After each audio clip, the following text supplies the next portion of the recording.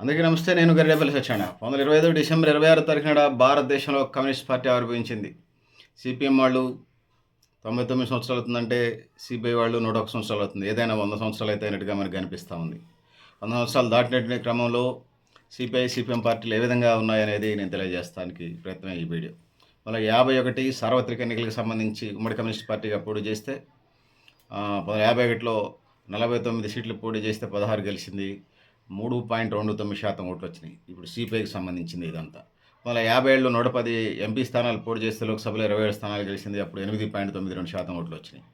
దాని తర్వాత 1962 సంవత్సరంలో 137 లోక్సభ స్థానాలు పోటీ చేస్తే 29 గెలిచింది. 9.94% ఓట్లు వచ్చినాయి.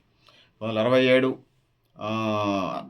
పార్లమెంట్ ఎన్నికల్లో పోటీ చేస్తే సిపిఐ 109 సీట్లు పోటీ చేస్తే 23 గెలిచింది. 5.11గా ఇదైంది. ఇక్కడ సిపిఎం విడిగా కంటెస్ట్ చేస్తూ వచ్చింది ఇక్కడ నుంచి.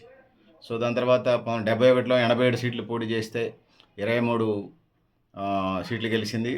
ఓటింగ్ పర్సంటేజ్ జాతీయ స్థాయిలో 4.73%గా ఉన్నది. దాని తర్వాత 1977లో 91 సీట్లు పోటీ చేస్తే 7 సీట్లు ఎంపీ సీట్లు గెలిచి 2.82%గా నమోదైంది. 1980లో 47 ఎంపీ సీట్లు పోటీ చేస్తే 10 సీట్లు గెలిచింది. 2.49% ఓట్లు వచ్చినాయి. 1984లో 61 సీట్లు పోటీ చేస్తే 6 సీట్లు గెలిచింది. 2.71% ఓట్లు వచ్చినాయి. 1989లో 50 సీట్లు పోటీ చేస్తే 12 సీట్లు గెలిచింది. 2.57% ఓట్లు వచ్చినాయి. 1989లో మళ్ళీ చెప్తాను. 1989లో 50 సీట్లు పోటీ చేస్తే 12 సీట్లు గెలిచి 2.57% వచ్చింది. 1991లో 42 సీట్లు పోటీ చేస్తే 14 సీట్లు గెలిచి 2.49% ఓట్లు వచ్చినాయి. 1996లో 43 సీట్లు పోటీ చేస్తే 12 సీట్లు గెలిచి 1.97% ఓట్లు వచ్చినాయి. 1998లో మళ్ళీ ఎన్నికలు జరిగినాయి. ప్రభుత్వం కూలిపోయి 58 పోటీ చేస్తే 9 సీట్లు గెలిచి 1.75% ఓట్లు వచ్చినాయి. 1999లో 54 సీట్లు పోటీ చేస్తే 4 గెలిచింది. 1.48% ఓట్లకు పడిపోయింది దేశవ్యాప్తంగా. 2004లో 34 ఎంపీ సీట్లు పోటీ చేస్తే 10 సీట్లు గెలిచింది. ఓటింగ్ పర్సంటేజ్ 1.41గా నమోదైంది. 2009లో 56 సీట్లు పోటీ చేస్తే 4 గెలిచింది. ఇక్కడ పోలింగ్ పర్సంటేజ్ 1.43% పడిపోయింది. 2014లో 67 ఎంపీ సీట్లు పోటీ చేస్తే 1 సీటు గెలిచింది. 0.79% ఓట్లకి పడిపోయింది. అంటే 1% కూడా ఓట్లేదు 2014 వచ్చేసరికి. 2019 ఎంపీ ఎన్నికలకు వచ్చినప్పుడు 49 సీట్లు పోటీ చేస్తే 2 సీట్లు గెలిచింది. 0.59% పడిపోయింది. ఇది సార్వత్రిక ఎన్నికలకు సంబంధించింది అనేది తెలియజేసుకుంటా ఉన్నాను. దాని తర్వాత సిపిఎం సంబంధించి వచ్చినప్పుడు 67 ఎన్నికల నాటికి అది పోటీ చేసింది. 59 ఎంపీ సీట్లు పోటీ చేసి దేశవ్యాప్తంగా 19 గెలిచింది. 4.28% ఓట్లు వచ్చినాయి. ఇక 1971 వచ్చినప్పుడు 80 సీట్లు పోటీ చేస్తే 25 వచ్చింది. 5.12% ఓట్లు వచ్చింది. 1977 ఎన్నికలకు వచ్చినప్పుడు 53 సీట్లు ఎంపీ సీట్లు పోటీ చేస్తే 22 గెలిచి 4.29%గా 4.29 ఓట్లు వచ్చినాయి. 1980లో కంటెస్ట్ చేసినప్పుడు 64 సీట్లు పోటీ చేస్తే 37 గెలిచింది. 6.24% వచ్చింది. 6.24%. 1984 ఎన్నికలకు వచ్చేసరికి 59 ఎంపీ సీట్లు సిపిఎం పోటీ చేస్తే 22 గెలిచి 5.87% ఓట్లు వచ్చినాయి. 1989లో 64 ఎంపీ సీట్లు పోటీ చేస్తే 33 గెలిచింది. 6.55% పోలింగ్ పర్సంటేజ్ సాధించింది.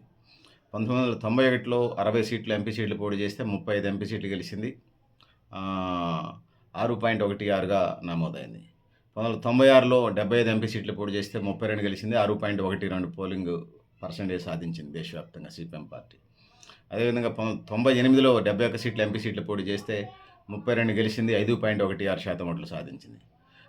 అదేవిధంగా 99 ఎన్నికల్లో 72 ఎంపీ సీట్లకు పోటీ చేస్తే 33 గెలిచింది. అప్పుడు 5.40% ఓట్లు సాధించింది. దాని తర్వాత 2004లో 69 ఎంపీ సీట్లు పోటీ చేస్తే 43 సీట్లు సాధించింది. 5.66% పోలింగ్ పర్సంటేజ్ ఓట్లు సాధించింది 100కి. అదేవిధంగా 2009 ఎన్నికలకు సంబంధించి వచ్చినప్పుడు 82 ఎంపీ సీట్లు పోటీ చేస్తే 16 గెలిచింది. 5.33% ఓట్లు వచ్చినాయి. దాని తర్వాత 2014 ఎన్నికలను మనం తీసుకున్నప్పుడు 93 ఎంపీ స్థానాలు పోటీ చేస్తే 9 గెలిచింది. 3.28% ఓట్లు వచ్చినాయి. దాని తర్వాత 2019ని మనం తీసుకున్నప్పుడు 69 సీట్లు పోటీ చేస్తే 3 సీట్లు గెలిచింది. 1.77% పోలింగ్ నమోదు చేసిందని తెలియజేస్తూ ఉన్నాను. సో ఇది పరిస్థితి మిత్రులారా. స్వతంత్రం వచ్చినాటికి బలమైనటువంటి పార్టీగా స్వతంత్రం ఉన్నప్పటి నుంచి చాలా బలమైన పార్టీగా ఉన్నటువంటి వామపక్ష పార్టీలు 2009 నాటికి వాటి పరిస్థితి తగ్గుతూ వచ్చింది. కాస్త అటు ఇటుగా ఒకే స్థాయికి పరిమితమయ్యాయి. పైగా 2014 నుంచి వామపక్షాల ప్రభావితం బాగా తగ్గింది. కాంగ్రెస్‌కు ప్రత్యామ్నాయంగా ఉన్నటువంటి మన 24లో పార్టీ సిపిఐ, విడిపోవడం వల్ల 2022లో సిపిఐ గరిష్టంగా 29 సీట్లు 9.94% ఓట్లొస్తే సిపిఎంకి సంబంధించి కొన్ని ఓట్లు గెలుచుకుంది. సో, దాని తర్వాత నేను పర్సెంటేజ్‌లు ఇప్పటికే చెప్పాను. 2004కి వచ్చేసరికి గరిష్టంగా 40 సీట్లు సిపిఎం 43 సీట్లు గెలుచుకుంది.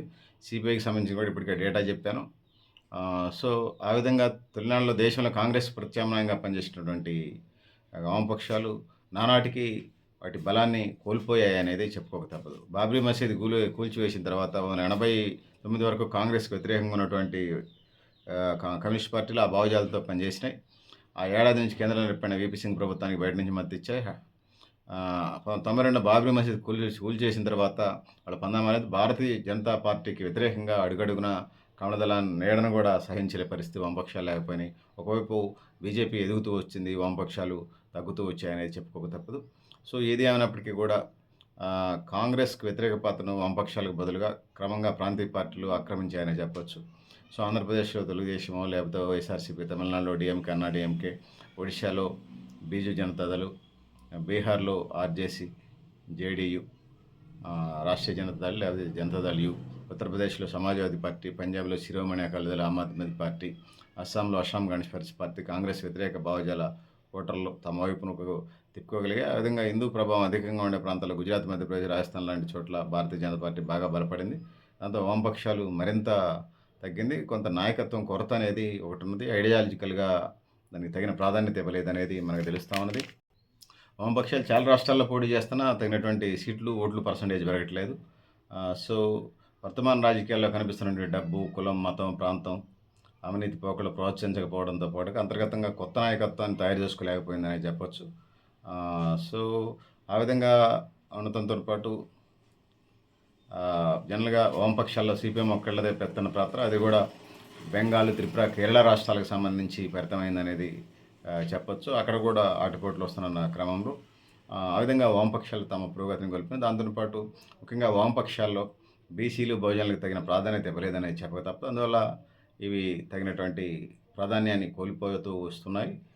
విప్లవ పార్టీలు అని చెప్పుకున్నటువంటి సిపిఐ, సిపిఎం జనరల్గా మావోయిస్టే కాకుండా మాస్ లైన్ పార్టీలే కాకుండా న్యూ డెమోక్రసీ పార్టీలే కాకుండా సిపిఐ, సిపిఎం కూడా విప్లవ పార్టీలే. విప్లవ పార్టీలు కాస్త వామపక్ష పార్టీలు, వామపక్ష పార్టీలు కాస్త కమ్యూనిస్ట్ పార్టీలు, కమ్యూనిస్ట్ పార్టీలు కాస్త బూర్జో పార్టీలతో స్నేహం చేసి జనం కూడా వాటిని అటికోవలాగే కడుతున్నారు అనేది అనుమానం వస్తూ ఉంది. సో, ఏది ఏమైనప్పటికీ కూడా వామపక్షాలు తమ ప్రభావాన్ని కోల్పోయినాయి అనేది చెప్పుకోక తప్పదు. సో, ఉన్నటువంటి అఫీషియల్ సమాచారం ద్వారానే దీన్ని మీ దృష్టికి తీసుకొచ్చే ప్రయత్నం చేశాను. ఆ సాహసం కూడా చేశాను. సో, మీరు గూగుల్లోకి వెళ్ళి కొట్టినా కూడా దొరుకుతూ ఉంటుంది దీనికి సంబంధించినటువంటి సమాచారం. సో, ఆ పార్టీలకు సంబంధించినటువంటి ఓట్లకు సంబంధించి చర్చ చేసినా కూడా ఇదంతా దొరుకుతుందని తెలియజేస్తున్నాను. సో, నేను గరిడేపల్లి సత్యనారాయణ, న్యూ లక్ష్య ఆర్గనైజేషన్.